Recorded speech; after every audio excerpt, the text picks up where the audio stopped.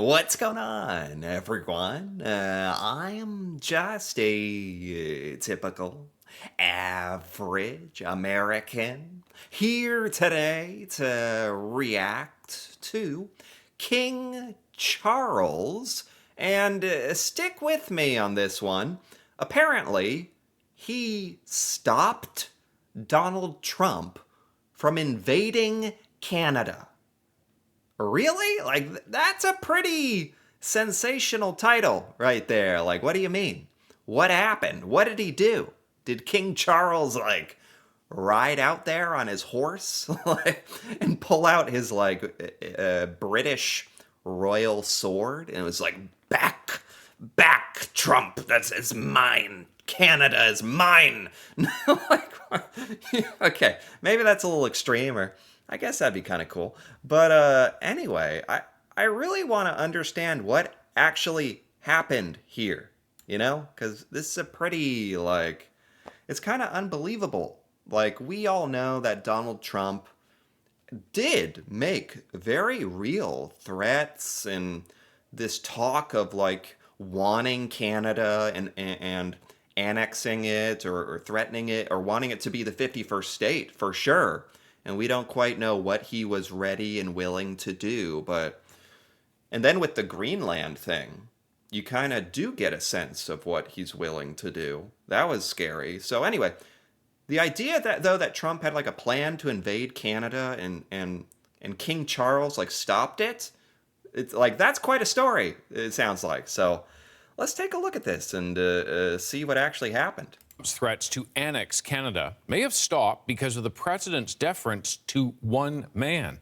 A new book is offering insight into the role of King Charles. Julia Chapman on this for us. And Julia, the book derives the detail from an interview with the U.S. president. Oh. Okay.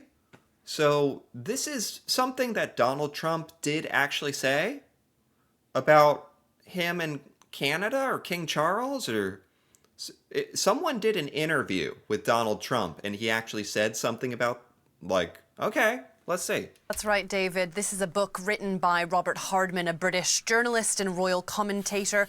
It's mostly about Queen Elizabeth II, but it does also touch on King Charles. And he interviewed President Trump back in December, speaking about his relationship with the late Queen, with the current king. Sure. He says the US president asked him what he thought about his plans for Greenland. He said he disapproved, and he said, while we're at it, leave Canada alone as well, or you'll make the king very unhappy. Now, Hardman... Wait, what? Wait, what? It's so... I mean, it's Trump, so it's going to sound crazy and insane. But, okay, I believe it, since that's kind of how it goes these days. Trump was getting interviewed by, like, a British journalist, and it was during the peak of the Greenland, like, threats to take over Greenland, right? So Donald Trump asked the interviewer, what do you think about me taking over Greenland? And the interviewer, or did he ask that to King Charles? No, it sounds like he asked the interviewer. And then he said, no, and leave Canada alone, or you'll make the king very upset?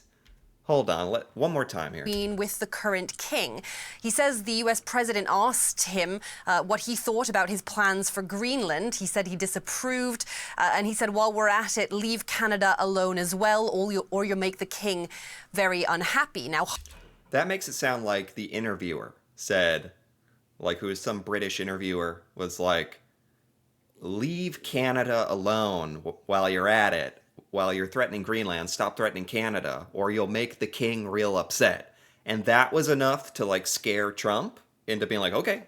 Because, I mean, I have to admit, it's been a while, thank God. It's been a while since Trump has really made, like, an egregious threat towards Canada again. There was a bunch, like, all in a row for a time. And now it's, like, it's been a minute.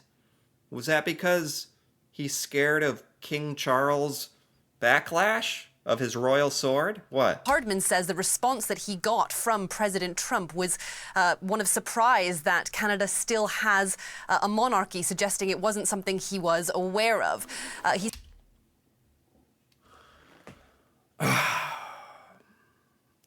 That's our president right there. President of the United States. In charge of everything right there. Doing all this stuff, making all the trade and policy decision making, affecting all of our lives. And just off the cuff on a whim, he's like, "Oh, Canada has ties to Great Britain, or technically that's still the king." Like he didn't know any of that. Like I feel like a lot of Americans actually don't know that. But Donald Trump's not any American. He's supposed to be the representative of the United States, like the president. I mean, the fact is he didn't know all that stuff about Canada just like makes you wonder, like, what doesn't he know about everything, really? Like, that's insane. Wow. says President Trump also lambasted Canada's leaders, political leaders, saying that they are terrible, and complained about where the US-Canada border had been drawn, saying it should have been some 50 miles further north. But he appeared to... And also just like the stuff, this British interviewer was just like taking everything not to just roll their eyes and be like, "Oh my God, shut up." When Trump like it's goes off the rails about like in Canada they wouldn't even let me take them over. They wouldn't even join the US, and the border is stupid, and like just ranting like a crazy person. Back away from any kind of threat to take Canadian territory. Wait, what? But he appeared to back away from any kind of threat to take Canadian territory. Really?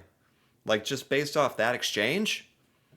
So it wasn't really King Charles who had to come out on the horse and threaten.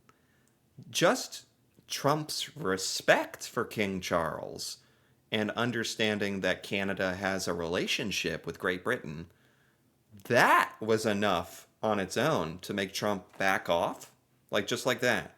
I actually didn't know Trump thought so highly of that stuff and like royalty and the king, or if Trump like wishes like deep down that he was like the king of the world or whatever you want to say.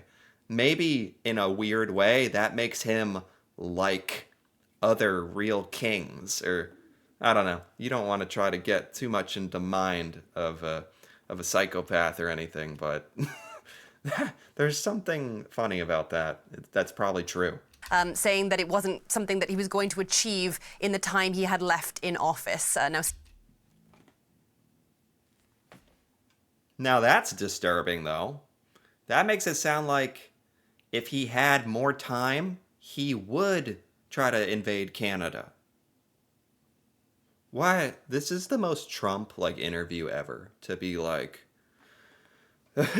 for him to look at the interviewer, who's supposed to be asking the questions, by the way, for Trump to be like, "What do you think about me invading Greenland?" And then for him to learn right there about Canada's history and status, and then right there be like, I guess I won't try to invade them then. For the king. And then at the end be like, well, maybe I will, but there's not enough time. Or this is just, because this is so scatterbrained and crazy, I'm inclined to think it's very true. CBC News has reached out to the Prime Minister's office and the White House for comment. The king also set for a state visit to the United States, I believe later this month. Can you describe the relationship between the U.S. president and the royal family? The king has come for the state visit. It's gone well, from what I've heard. Yeah, the king actually came here to the U.S. to meet with Congress and Trump, and I think it went pretty well, actually. It's pretty cordial, fairly friendly. Donald Trump said in that interview with Robert Hardman, he thought that Queen Elizabeth liked him, their first meeting together lasting a lot longer than it was originally scheduled to. And certainly he... That's such a Trump thing to say. To be like, I think they really like me. Like... has spoken at length about his respect, his admiration for the royal family. This is really the UK extending its soft power, perhaps in some way in order to improve the relationship between the two countries, which is really at a point of tension at the moment, particularly over the war in Iran. There's been a lot of very explicit criticism from Donald Trump towards British Prime Minister Keir Starmer. Okay, this is going off into sort of British American politics, and yeah, Trump was like mad at the UK for not sending enough ships to help us with our war that we started that no one else wants to be part of. He is very mad. No one wants to help with all that whole thing. But anyway, so it seems like this headline, this story, maybe a little bit sensationalized, like King Charles himself didn't like have to grab Trump like by the ears and be like, listen, you, stop. That's part of the British Empire. It's not anymore, but I know Canada and the UK have that relationship still, and I think the king is still technically the king of Canada, if I understand, or something like that, or it wasn't quite like as dramatic as I thought, this thing, but like actually I learned Donald Trump really, really respects King Charles. And even just hearing like Canada has a relationship to him and that the king would be upset actually made Trump change his mind on something, which is kind of fascinating. I've never really heard of that happening like that. So this was interesting. Yeah, I just like heard about this and I had to get to the bottom of this because, yeah, when I heard the king stopped Trump, it's like, really? That's cool. How? And yeah, this all makes sense and fascinating.